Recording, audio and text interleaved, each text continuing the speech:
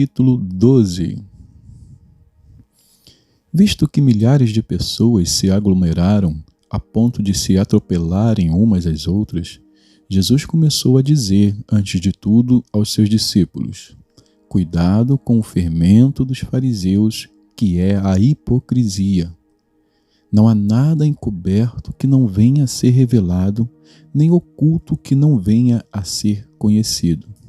Porque tudo o que vocês disseram às escuras será ouvido em plena luz, e o que disseram ao pé do ouvido no interior da casa será proclamado nos telhados.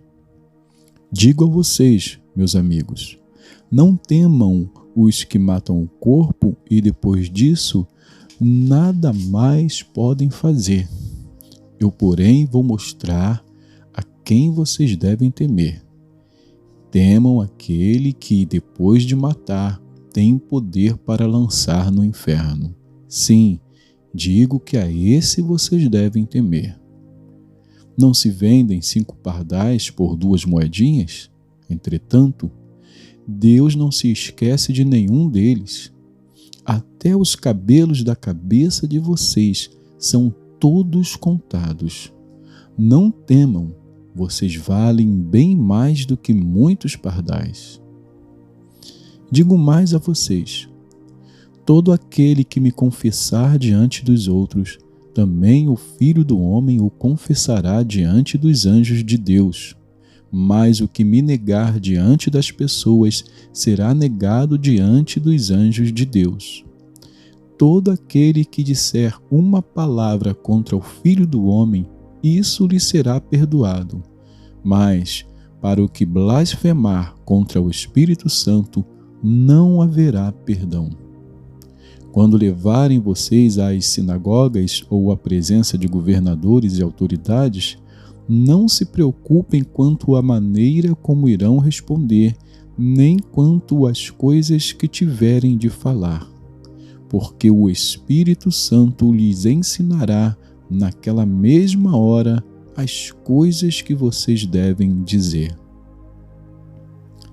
Nesse ponto, um homem que estava no meio da multidão disse a Jesus: Mestre, diga a meu irmão que reparta comigo a herança. Mas Jesus lhe respondeu: Homem, quem me nomeou juiz ou repartidor entre vocês? Então lhes recomendou: tenham cuidado e não se deixem dominar por qualquer tipo de avareza, porque a vida de uma pessoa não consiste na abundância dos bens que ela tem. E Jesus contou ainda uma parábola dizendo: o campo de um homem rico produziu com abundância. Então ele começou a pensar: que farei, pois não tenho onde armazenar a minha colheita? Até que disse: já sei, destruirei os meus celeiros, construirei outros maiores e aí armazenarei todo o meu produto e todos os meus bens. Então direi à minha alma: você tem em depósito muitos bens para muitos anos. Descanse, coma, beba e aproveite a vida. Mas Deus lhe disse: louco, esta noite lhe pedirão a sua alma. E o que você tem preparado, para quem será? Assim é o que ajunta tesouros para si mesmo, mas não é rico para com Deus. A seguir, Jesus se dirigiu aos seus discípulos dizendo: por isso digo a vocês, não se preocupem com a sua vida, quanto ao que irão comer, nem com o corpo, quanto ao que irão vestir, porque a vida é mais do que o alimento e o corpo mais do que as roupas. Observem os corvos, que não semeiam, não colhem, não têm despensa nem celeiros, contudo, Deus os sustenta. Vocês valem muito mais do que as aves.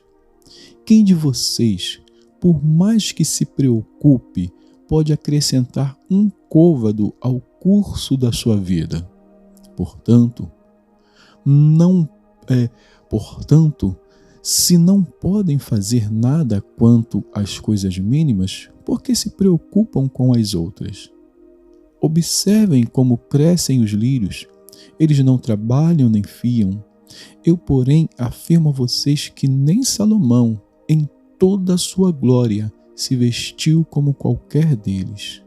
Ora, se Deus veste assim a erva que hoje está no campo e amanhã é lançada no forno, muito mais fará por vocês, homens de pequena fé.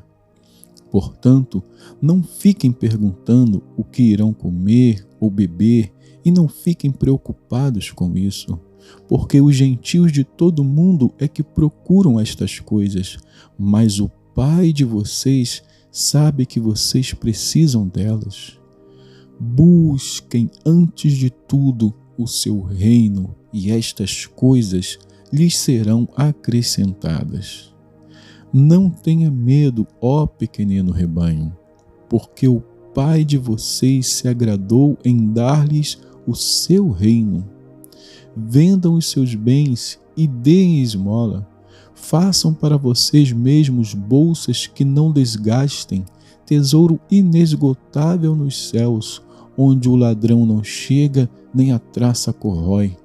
Porque onde estiver o tesouro de vocês, aí estará também o seu coração.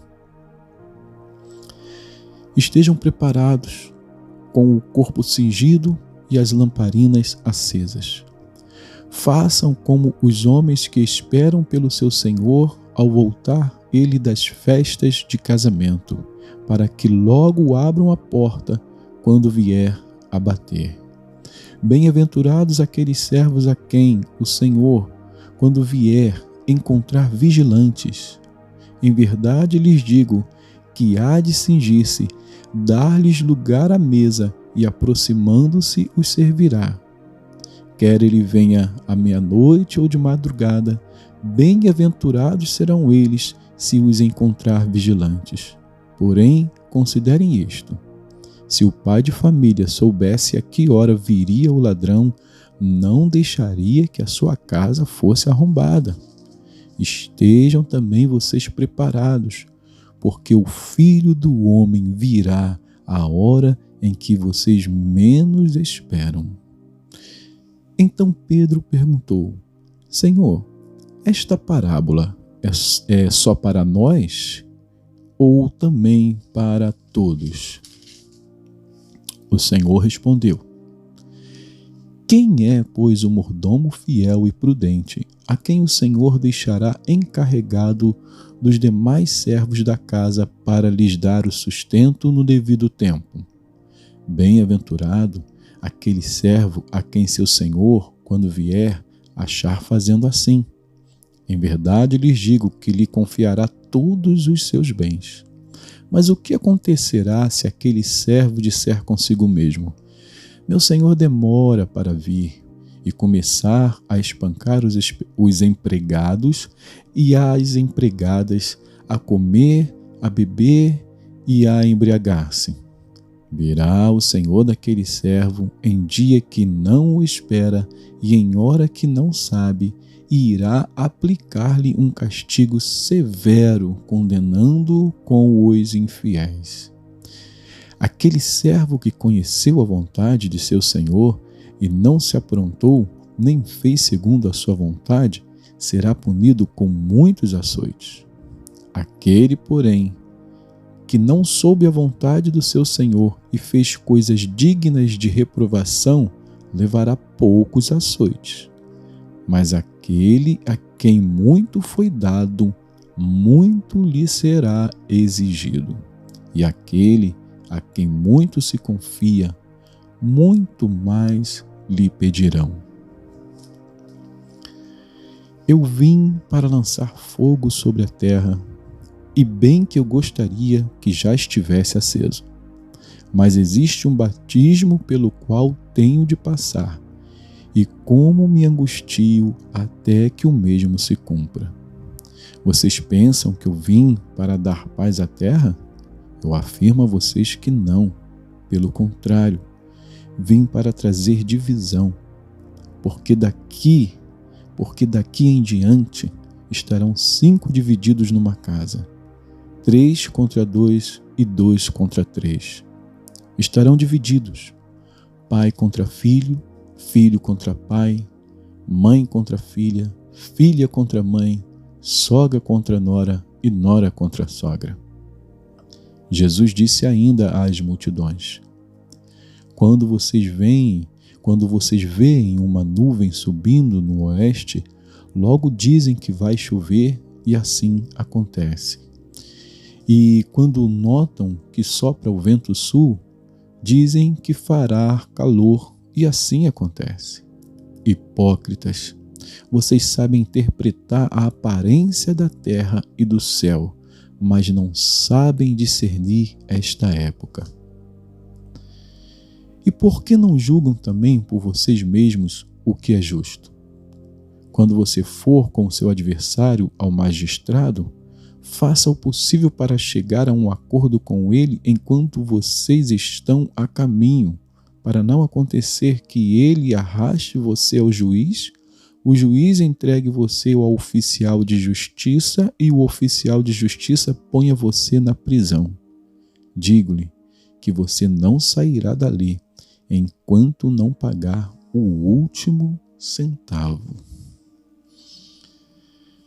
Vamos então agora a um novo livro, a carta do apóstolo Paulo aos Filipenses.